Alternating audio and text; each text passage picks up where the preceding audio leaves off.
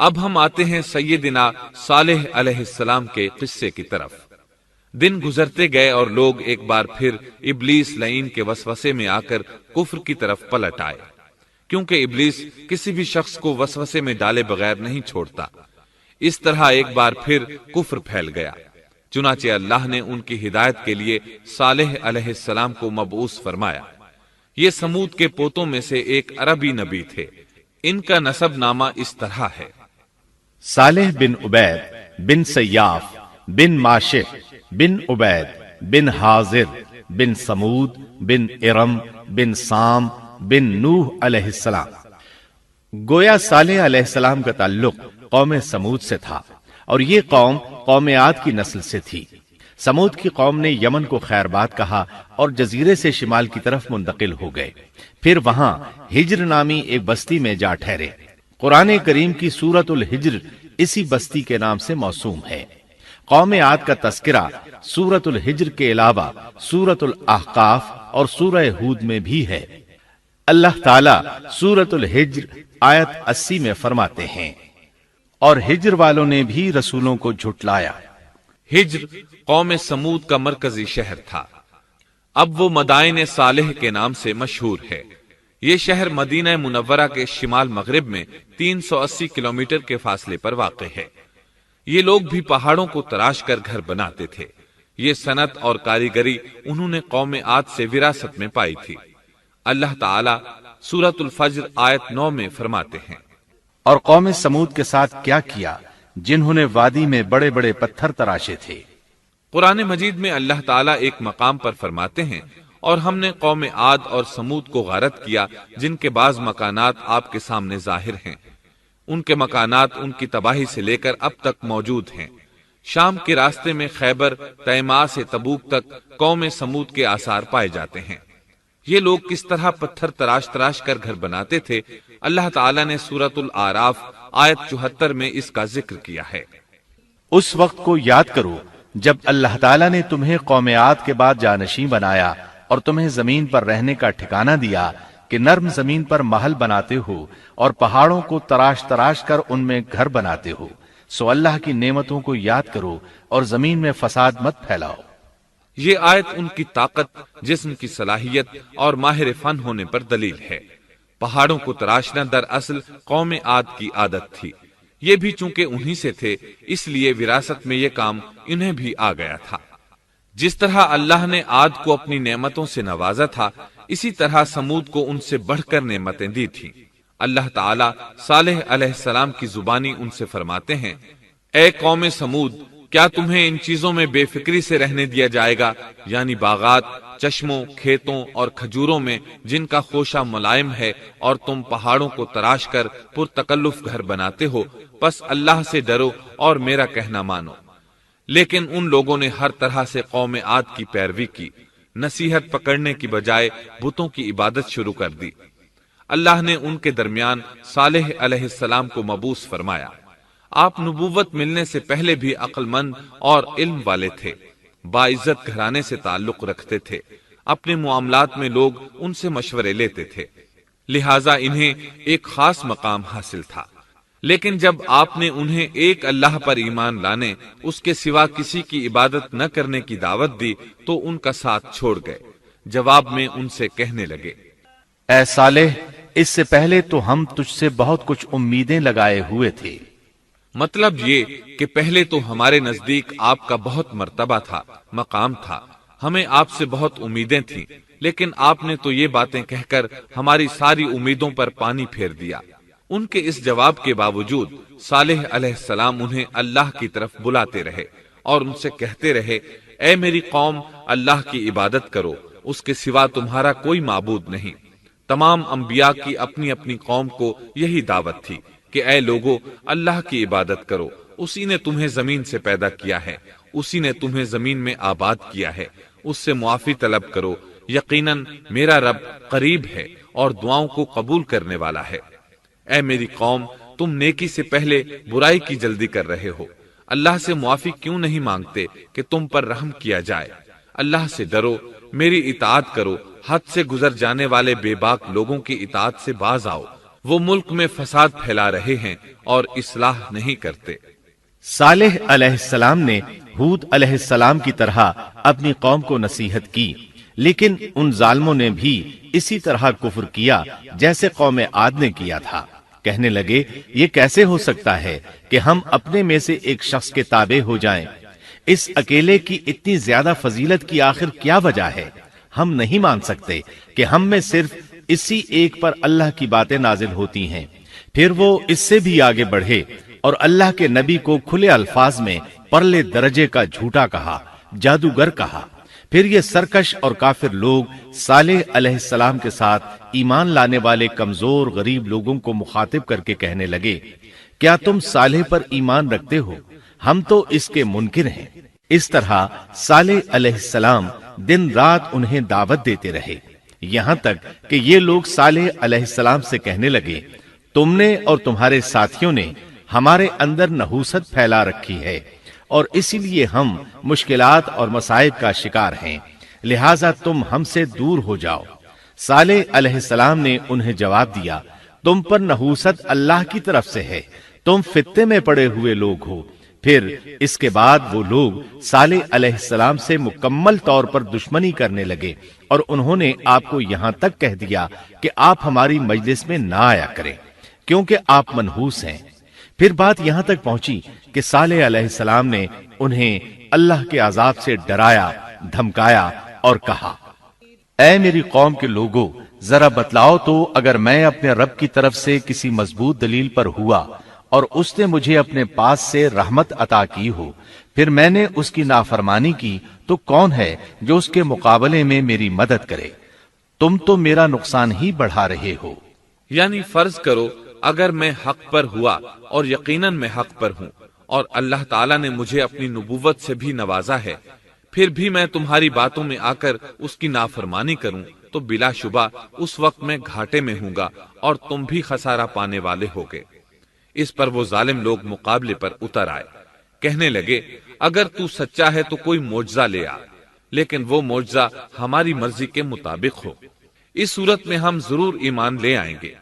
آپ ایسا کریں کہ بستی کے کنارے پتھریلی چٹان میں سے دودھ دینے والی 10 ماہ کی حاملہ اونٹنی نکالیں، اس کا رنگ سرخ ہو۔ صالح علیہ السلام سے یہ مطالبہ کر کے وہ سردار لوگ ایک طرف بیٹھ گئے اور مذاق اڑانے لگے۔ ایک کہنے لگا اونٹنی 10 ماہ کی ہو، حاملہ ہو۔ دوسرا کہنے لگا لازمی طور پر اس کا رنگ سرخ ہو۔ پھر ایک تیسرا سردار بولا اس کی کھال پر بہت زیادہ اون ہو۔ چوتھا بولا موٹی تازی ہو، ہم نے پہلے اس قسم کی اونٹنی دیکھی نہ ہو۔ پانچواں بولا وہ اتنی بڑی ہو کہ اکیلی ایک دن تمام کنویں کا پانی پی جائے اور دوسرے روز ہم پیئیں۔ یہ لوگ اسی طرح مذاق اڑا رہے تھے کہ صالح علیہ السلام نے ان سے کہا، اگر تمہاری مطلوبہ اونٹنی تمہیں مل جائے تو کیا تم ایمان لے آؤ گے؟ سب نے مل کر کہا، ہاں ضرور لے آئیں گے۔ صالح علیہ السلام نے فرمایا، تب تم ایک دن سب لوگوں کو جمع کر لو۔ مقررہ دن وہ لوگ جمع ہو گئے۔ ان کی موجودگی میں صالح علیہ السلام نے اللہ سے دعا کی، زمین پر زلزلہ طاری ہوا، ان کی آنکھوں کے سامنے چٹان پھٹی اور اس سے بالکل ویسی ہی اونٹنی نکلی جیسا کہ ان کا مطالبہ تھا۔ انہوں نے اپنی زندگی میں ایسی اونٹنی کبھی نہیں دیکھی تھی۔ اس میں وہ تمام صفات موجود تھیں جن کا ذکر ان لوگوں نے کیا تھا۔ اللہ تعالیٰ صالح علیہ السلام کی زبانی سورہ ہود آیت 64 میں فرماتے ہیں، اے میری قوم، یہ اللہ کی بھیجی ہوئی اونٹنی ہے، یہ تمہارے لیے ایک معجزہ ہے۔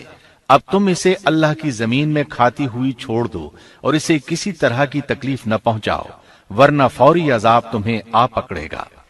اس اونٹنی کو چونکہ کسی اونٹنی نے جنم نہیں دیا تھا، اس لیے اس کو ناقۃ اللہ یعنی اللہ کی اونٹنی کہا گیا۔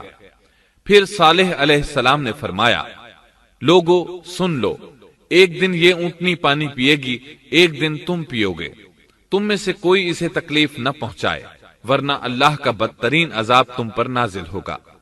سورۃ القمر میں اللہ فرماتے ہیں، بے شک ہم اونٹنی کو ان کے لیے آزمائش بنا کر بھیج رہے ہیں، تم صبر کے ساتھ ان کے انجام کا انتظار کرو۔ اس نشانی کے ظہور کے بعد اللہ تعالیٰ نے صالح علیہ السلام کو مخاطب کر کے فرمایا، تم اب دیکھتے رہو کہ ان کا انجام کیا ہوتا ہے، ان کی سختیوں پر صبر کرو۔ ان سے کہہ دو کہ پانی پر ایک دن ان کا اختیار ہوگا اور ایک دن اس اونٹنی کا، خبردار کوئی زیادتی نہ کرے اور اس اونٹنی کو پانی پینے سے نہ روکے۔ سورۃ الشمس میں اللہ تعالیٰ فرماتے ہیں کہ ان سے اللہ کے رسول نے فرما دیا تھا کہ اللہ کی اونٹنی کی اور اس کے پانی پینے کی باری کی حفاظت کرو، یعنی اسے نہ تو پانی پینے سے روکو اور نہ ہی اسے کوئی تکلیف پہنچاؤ۔ اس معجزے کو دیکھ کر لوگ دو گروہوں میں بٹ گئے۔ بہت کم لوگوں نے صالح علیہ السلام کی پیروی کی، ان پر ایمان لائے، جبکہ اکثر لوگ پھر بھی اپنے کفر پر ڈٹے رہے۔ اللہ تعالیٰ فرماتے ہیں ان لوگوں نے خود معجزے کا مطالبہ کیا تھا، لیکن اس کو اپنی آنکھوں سے دیکھنے کے باوجود ظلم پر اڑے رہے اور کفر پر اصرار کرتے رہے۔ سورۃ الحجر آیت 81 میں اللہ فرماتے ہیں اور انہیں ہم نے اپنی نشانیاں بھی عطا فرمائی تھیں، لیکن پھر بھی وہ ان سے گردن موڑنے والے ہی رہے۔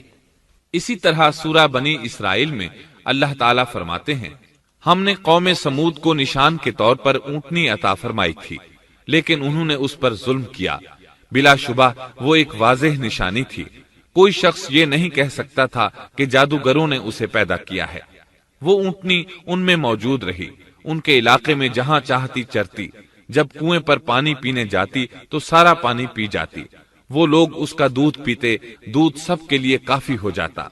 ان کی آنکھوں کے سامنے اس نے ایک بچے کو جنم دیا، وہ شکل صورت میں بالکل اپنی ماں جیسا تھا۔ لوگ اسے دیکھ کر تعجب کرتے، بچہ اونٹنی کے ساتھ رہتا، یہ ایک واضح نشانی تھی، اس پر جادو کا گمان کیا ہی نہیں جا سکتا تھا۔ وہ اونٹنی ایک عرصے تک ان لوگوں میں رہی۔ اللہ فرماتے ہیں ہم نے قوم سمود کو بطور نشان کے ایک اونٹنی دی تھی، لیکن انہوں نے اس پر ظلم کیا، حالانکہ یہ نشانیاں ہم لوگوں کو ڈرانے کے لیے ہی بھیجتے ہیں۔ وہ لوگ اس اونٹنی کو دیکھ کر متعجب ضرور ہوئے، لیکن ایمان پھر بھی بہت کم لوگ لائے، حالانکہ اس نشانی کے بعد انہیں چاہیے تھا ایمان لے آئیں۔ پھر ایک دن قوم کے سرداروں نے مشورہ کیا کہ اگر ہم نے صالح کو اسی طرح چھوڑ دیا تو کہیں لوگ ہمیں نہ چھوڑ دیں اور صالح کے پیروکار بن جائیں۔ اس اونٹنی نے تو ہمیں مصیبت میں ڈال دیا ہے، ہم پورا ایک دن پانی کو چھو بھی نہیں سکتے، کیونکہ یہ سارا دن پانی پیتی رہتی ہے۔ پھر یہ اس قدر دیو ہیکل ہے کہ اسے دیکھ کر ہماری بکریاں بھاگ جاتی ہیں، اونٹ اسے دیکھ کر خوفزدہ ہو جاتے ہیں، لہٰذا ہمیں چاہیے کہ اس سے چھٹکارا حاصل کر لیں۔ وہ آپس میں مشورہ کرتے رہے، آخر انہوں نے ایک آدمی منتخب کیا۔ مورخین کا اس پر اتفاق ہے کہ اس کا نام قدار بن سالف تھا، اس کے ساتھ اس کا ایک ساتھی بھی تھا۔ ان دونوں نے مل کر اونٹنی کو قتل کیا۔ اللہ تعالیٰ سورۃ القمر آیت 29 اور 30 میں فرماتے ہیں پھر انہوں نے اپنے ساتھی کو بلایا، تب اس نے ہاتھ بڑھایا اور اس کی کونچیں کاٹ دی، پھر دیکھا ہمارا عذاب اور ڈراوا کیسا تھا۔ اس قدار کے بارے میں نبی کریم صلی اللہ علیہ وسلم کا ارشاد ہے کہ پہلے لوگوں میں سے سب سے زیادہ بدبخت یہی تھا۔ اللہ تعالیٰ نے قرآن مجید میں اس کا ذکر یوں فرمایا ہے فَنَادَوْا صَاحِبَهُمْ، پھر انہوں نے اپنے ساتھی کو پکارا۔ سورۃ الشمس میں اللہ فرماتے ہیں إِذِ انبَعَثَ أَشْقَاهَا، جب ان میں بڑا بدبخت شخص اٹھ کھڑا ہوا۔ یہ بدبخت قدار اٹھا، اپنے ساتھی کو ساتھ لیا اور اونٹنی کو قتل کرنے کے لیے تیار ہو گئے۔ آپس میں مشورہ ہوا کہ یہ نہ کہا جائے ہم نے اسے قتل کیا ہے۔ اس طرح باقی لوگوں نے بھی ان سے اتفاق کیا۔ اللہ تعالیٰ سورہ نمل آیت 48 میں فرماتے ہیں اور اس شہر میں 9 آدمی ایسے تھے جو زمین میں فساد کرتے تھے اور اصلاح نہیں کرتے تھے۔ مطلب یہ کہ یہ لوگ فساد کی انتہا کو پہنچے ہوئے تھے، ان میں بھلائی نام کو نہیں تھی اور نہ ان کا فساد کی اصلاح کا ارادہ تھا۔ بخاری، مسلم اور مسند احمد کی ایک حدیث میں ہے رسول اللہ صلی اللہ علیہ وسلم نے ایک بار اپنے خطبے میں اس اونٹنی اور اسے مار ڈالنے کا ذکر فرمایا۔ آیت اذم بعثا اشقاہا کی تلاوت کرتے ہوئے فرمایا کہ جیسے ابو زمعہ تھا، اسی جیسا یہ شخص بھی اپنی قوم میں عزیز، دلیر اور بڑا آدمی تھا۔ تمام لوگوں نے اس بدبخت کے ساتھ عہد کیا اور اسے یقین دہانی کرائی کہ اگر تمہارے ساتھ کسی نے برائی کا ارادہ کیا تو تمام قوم تمہاری حمایت میں اٹھ کھڑی ہوگی۔ اس یقین دہانی کے بعد یہ بدبخت اونٹنی کے انتظار میں بیٹھ گئے۔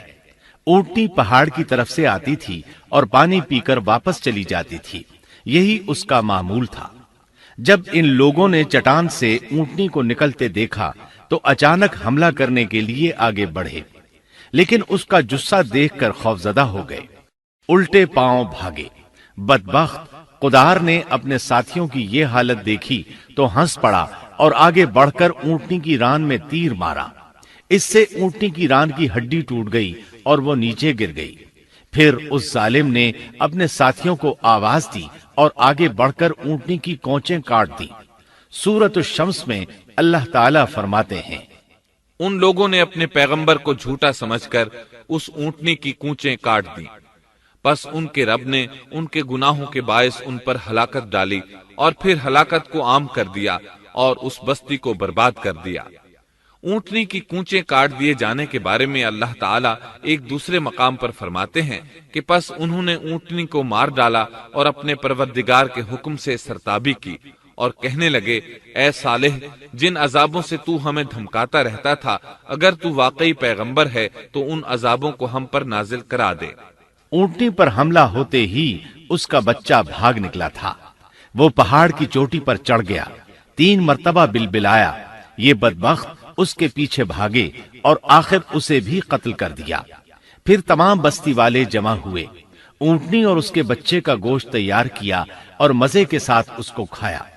اس جرم میں ان سب نے شرکت کی، البتہ جو لوگ صالح علیہ السلام پر ایمان لے آئے تھے وہ الگ تھلگ رہے۔ صالح علیہ السلام کو جب یہ خبر ملی تو وہ گھبرائے ہوئے اونٹنی کے پاس پہنچے۔ اونٹنی بے جان پڑی تھی، اس کا بچہ بھی بے جان تھا۔ لوگ ان کے گرد جمع تھے اور ان کا گوشت کھا رہے تھے۔ اس وقت صالح علیہ السلام نے ان سے کہا، اس پر صالح نے کہا کہ اچھا تم 3 دن تک اپنے گھروں میں رہ سہ لو، یہ وعدہ جھوٹا نہیں ہے۔ مطلب یہ کہ تمہیں صرف 3 دن کی مہلت ہے، اس کے بعد تم سب کے سب ہلاک کیے جاؤ گے۔ وہ صالح علیہ السلام کی بات کو رد کرتے ہوئے انہیں دھمکیاں دینے لگے کہ جن عذابوں کا تو ہم سے وعدہ کر رہا ہے، اگر تو سچا ہے تو ان کو ہم پر نازل کر دے۔ اس کے بعد وہ جمع ہو کر مشورہ کرنے لگے کہ آج رات صالح کو بھی مار ڈالو۔ ان کے اس مشورے کے بارے میں اللہ تعالیٰ سورۃ النمل آیات 48 اور 49 میں فرماتے ہیں، اس شہر میں 9 سردار تھے، وہ زمین میں فساد پھیلاتے رہتے تھے اور اصلاح نہیں کرتے تھے۔ انہوں نے آپس میں بڑی بڑی قسمیں کھا کھا کر عہد کیا کہ رات ہی کو صالح اور اس کے گھر والوں پر چھاپا ماریں گے اور اس کے وارثوں سے صاف کہہ دیں گے کہ ہم اس کے اہل کی ہلاکت کے وقت موجود نہیں تھے اور ہم بالکل سچے ہیں۔ اب یہ لوگ صالح علیہ السلام کے گھر کی طرف چلے۔ اللہ تعالیٰ سورۃ النمل آیات 50 اور 51 میں فرماتے ہیں، اور انہوں نے ایک داؤ کھیلا، سو ہم نے بھی ایک ایسا داؤ کھیلا کہ انہیں خبر بھی نہ ہوئی۔ پھر دیکھو کہ ان کے داؤ کا کیا انجام ہوا، ہم نے انہیں اور ان کی ساری قوم کو ہلاک کر دیا۔ صالح علیہ السلام کا گھر پہاڑ کی بلندی پر تھا۔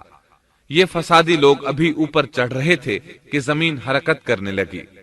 ایک چٹان اوپر سے لڑھکتی ہوئی آئی اور ان تمام کو پیس کر رکھ دیا۔ ان 9 فسادی لوگوں کی ہلاکت کے ساتھ ہی اللہ کے عذاب کی ابتدا ہو چکی تھی۔ چنانچہ صالح علیہ السلام نے اپنے ساتھیوں کے ساتھ اس بستی کو چھوڑ دیا، یعنی وہ ہجر کے علاقے سے نکل گئے۔ صبح ہوئی تو لوگوں نے ایک عجیب منظر دیکھا۔ قوم سمود کے تمام لوگوں کے چہرے زرد پڑ چکے تھے، وہ سب رونے لگے کیونکہ عذاب کے آثار شروع ہو چکے تھے۔ دوسرے دن تمام لوگوں کے چہرے آگ کی طرح سرخ ہو گئے اور تیسرے دن تمام کے چہرے سیاہ ہو چکے تھے۔ اپنی یہ حالت دیکھ کر سب لوگ رونے اور چیخ پکار کرنے لگے، اپنی قبریں کھودنے لگے۔ اب انہیں یقین ہو چکا تھا کہ عذاب کا وعدہ برحق تھا۔ اللہ تعالیٰ نے انہیں پہلی قوموں کی طرح ایک قسم کا عذاب نہیں دیا تھا، جیسے قوم نوح کو صرف طوفان کے ذریعے ہلاک کیا گیا، قوم عاد کو صرف طوفانی ہوا کے ذریعے ہلاک کیا گیا، لیکن قوم سمود کو اللہ تعالیٰ نے طرح طرح کے عذابوں سے دوچار کیا۔ اس لیے کہ انہوں نے اپنی مطلوبہ شرط پوری ہونے کے باوجود ایمان قبول نہیں کیا تھا۔ عذاب کی ابتدا زلزلے سے ہوئی، زمین حرکت کرنے لگی۔ اس کی وجہ سے وہ لوگ اپنے گھروں میں اوندھے کے اوندھے پڑے رہ گئے، ان میں اٹھنے کی طاقت تک نہ رہی۔ پھر آسمان میں سخت کڑاکا ہوا، اس کی ہولناک دہشت انگیز چنگھاڑ نے ان کے بھیجے پھاڑ کر رکھ دیے۔ ایک ہی لمحے میں ایک ساتھ وہ سب ڈھیر ہو گئے۔ ان کی ہلاکت اور تباہی کو بیان کرتے ہوئے اللہ تعالی سورۃ الذاریات آیات 43 تا 45 میں فرماتے ہیں، اور سمود کے قصے میں بھی عبرت ہے جب ان سے کہا گیا کہ تم کچھ دن تک فائدہ اٹھا لو، لیکن انہوں نے اپنے رب کے حکم سے سرتابی کی، اس پر انہیں ان کے دیکھتے دیکھتے تیز و تند کڑاکے نے ہلاک کر دیا، پس نہ تو وہ کھڑے ہو سکے اور نہ بدلہ لے سکے۔ اسی طرح سورہ ہود میں اللہ تعالیٰ نے ان کی تباہی کا نقشہ اس طرح کھینچا ہے کہ ایک زور کی کڑک نے ان ظالموں کو آ لیا، پھر تو وہ اپنے گھروں میں زانوں کے بل مردہ پڑے رہ گئے، ایسے گویا کہ وہ کبھی آباد ہی نہ تھے۔ سورۃ القمر میں اللہ نے ان کی رسوائی ان الفاظ میں بیان کی ہے، ہم نے ان پر ایک چیخ بھیجی، پھر وہ ایسے ہو گئے جیسے کانٹوں کی باڑ کا چورا۔ دوسری طرف صالح علیہ السلام اور ان کے ساتھیوں کو اللہ تعالیٰ نے اپنی رحمت سے نجات دی۔ اللہ تعالیٰ سورہ ہود آیت 66 میں فرماتے ہیں، پھر جب ہمارا فرمان آ پہنچا ہم نے صالح اور ان پر ایمان لانے والوں کو اپنے فضل سے اس سے بچا لیا اور اس دن کی رسوائی سے بھی، یقیناً تیرا پروردگار نہایت توانا اور غالب ہے۔ اس قوم کے آثار آج تک باقی ہیں۔